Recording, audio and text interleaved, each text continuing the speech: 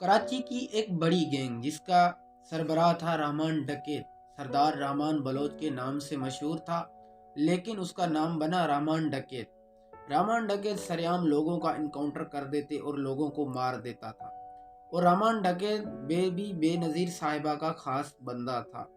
लियारी बलोचों के नाम से मशहूर थी, वहीं पर कोई परिंदा भी पर नहीं मारता था। रहमान डकैत का नाम पूरी कराची में मशहूर था। रहमान डकैत हर हर तरह का नशा और हर तरह के लोगों से कांटेक्ट रखता था।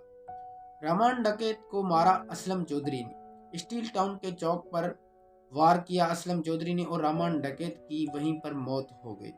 रहमान डकैत के मरने के बाद सब लोगों को यही सोच थी कि अब इस गैंग को कौन चलाएगा और कौन संभालेगा। रहमान डकैत के इंतकाल के बाद बाबा लाडला और उज़ैर बलोच आकर गैंग को संभालते हैं और ऐसे ही बाबा लाडला पूरे शहर कराची में मशहूर बन जाता है। जैसे रहमान डकैत इनकाउंटर करता और अपना नाम कमाया था, जैसे रहमान डकैत बाबा लाडला सरेआम लोगों को गोलियां मार देता और इनकाउंटर कर देता था। बाबा लाडला किसी से नहीं डरता था। जैसे रहमान डकैत दिलेर थे, ऐसे ही बाबा लाडला दिलेर थे।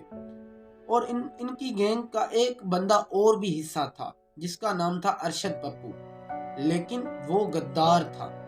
उसके रहमान डकैत के मरने के बाद अरशद पप्पू, बाबा लाडला, उज़ैर बलोच, बाबा लाडला और उज़ैर बलोच एक बन गए। अरशद पप्पू गद्दार बन गया। अरशद पप्पू के गद्दार बनने की वजह ये थी कि उज़ैर बलोच के बाप का अरशद पप्पू ने कत्ल किया था और उज़ैर बलोच को ये भी नाराज़गी थी जहन में। और रहमान डकैत के मरने के बाद रहमान डकैत की वालिद साहब की कब्र पर जाके उसने फायर मारे थे।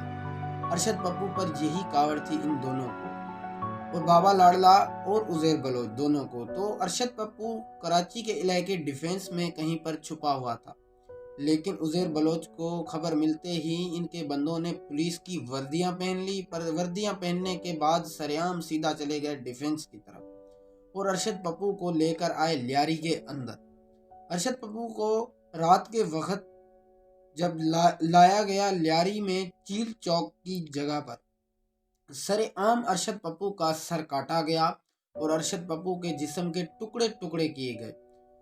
फिर भी इन दोनों का पेट नहीं भरा ऐसे मारने से। फिर इन लोगों ने क्या किया कि उनके सर से फुटबॉल का मैच शुरू कर डाला। अरशद पप्पू के सर से मैच खेले फुटबॉल और अरशद पप्पू के टुकड़े टुकड़े जो हुए उनको आग लगाकर गटर में उस खाक को बहाया गया। अरशद पप्पू का नाम ना निशान छोड़ा इन दोनों बंदों ने। और स्टोरी ऐसे ही चलती रही और उसके बाद बाबा लाडला को असलम चौधरी मार देते हैं और उज़ैर बलोच का भी इंतकाल हो जाता है और सरेआम गोलियां मार देते हैं पुलिस वाले इन दोनों को। ये भी दोनों इंतकाल करने के बाद इनकी गैंग जो थी वो बिल्कुल ख़त्म हो जाती है, लेकिन इनके बंदे जो वफादार थे वो बिल्कुल जिंदा थे। उसके बाद असलम चौधरी, एसपी असलम चौधरी को एक धमाके से उड़ाया गया। असलम चौधरी का इंतकाल हुआ, एक धमाके से बड़ा धमाका हुआ कराची में और असलम चौधरी शहीद हो गए, अपने वतन पर जान कुर्बान कर डाली। लेकिन उन बंदों ने भी अपने बंदों का दिला लिया। इसे ही स्टोरी पर इंडिया वालों ने एक मूवी बनाई है जिसका नाम है रहमान डकैत की। जो डिलाग चल रहा है, रहमान डकैत की मौत बड़ी कसाई मौत है। ऐसे ही रहमान डकैत की स्टोरी है और ऐसे ही रहमान डकैत एक अच्छे आदमी थे लेकिन उन्हें बुरा बनाया गया। रहमान डकैत बीबी के साथ हुआ करते थे।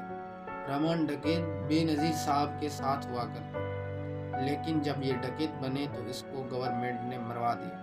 रहमान डकैत का नाम आज भी लियारी में गूंजता है। बाबा लाडला, उज़ैर बलोच और अरशद पप्पू, ये चार नाम हैं जो लियारी में आज तक गूंजते हैं पर पूरी कराची में। इन चारों के नाम सुनकर अल्ताफ जैसा आदमी भी डर जाता था। अगर ये स्टोरी आपको पसंद आई है तो मेरे चैनल को लाइक